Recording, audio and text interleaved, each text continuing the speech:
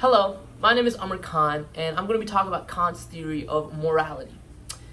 He talks about how morality stems from each individual themselves, and he talks about goodwill. Specifically, he says, really the only moral thing is the will to do good just because it's good and not for any other reasons.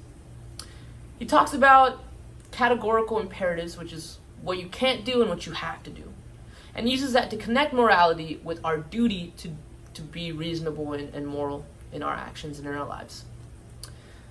He gives us three formulations where we can put our actions or principles through to see if they're really moral. I'm going to be talking about two of them. The first one is the universalizability principle, and it basically asks you, would you will this action or maxim to the whole universe, where the whole universe does it? Let's take an example. Stealing. Say I want to steal. If I'm putting it through Kant's formula, he asks me if I want to will the whole universe to steal. Is it reasonable? Obviously no. If then I'd steal and then someone steal from me, and then it'd be this whole mess and it wouldn't make sense. So stealing therefore is immoral because it did not pass. A second formulation is the humanity principle, which basically tells you to respect and acknowledge that every individual has their own agency, their own value to reason and morality. And it tells you not to treat others as just a means to get something, but as an end. Now, there are some problems with this theory, and it's perfectly illustrated in the murderer at the door scenario.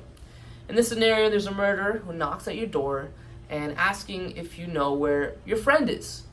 And you know that that is a murderer at your door, and you know that your friend is in your house.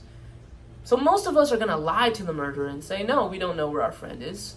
But according to Kant's theory, you have to tell the truth.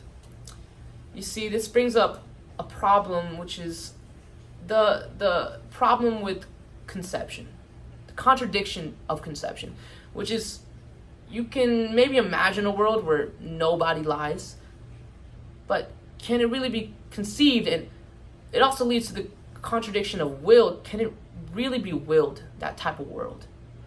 So the murderer, he's gonna kill, and that killing is immoral according to his formula.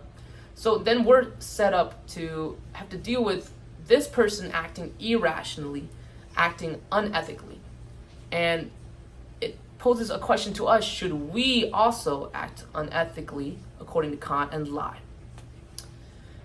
Most people can agree that we would have to lie, but some people would respond and say that you just have to tell the truth if you want to stay consistent with your own goodwill and stay consistent with the categorical imperative. The other problem is that Kant's theory just doesn't take into consideration the situation you're in, personal relationships, happiness or unhappiness. Situations are a lot more complex in life in general, honestly, and some things just aren't black and white.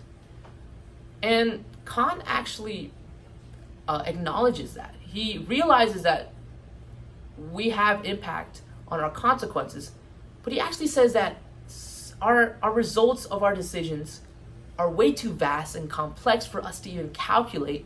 So the best thing that we can do is just to stay consistent in how we make our decisions. We don't take the consequences of our decisions into consideration at all. We just stick true to our morality.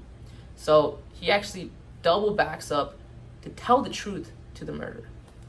Now, you may agree with this theory, you may not, but that's just a little bit of what Kant's theory is all about.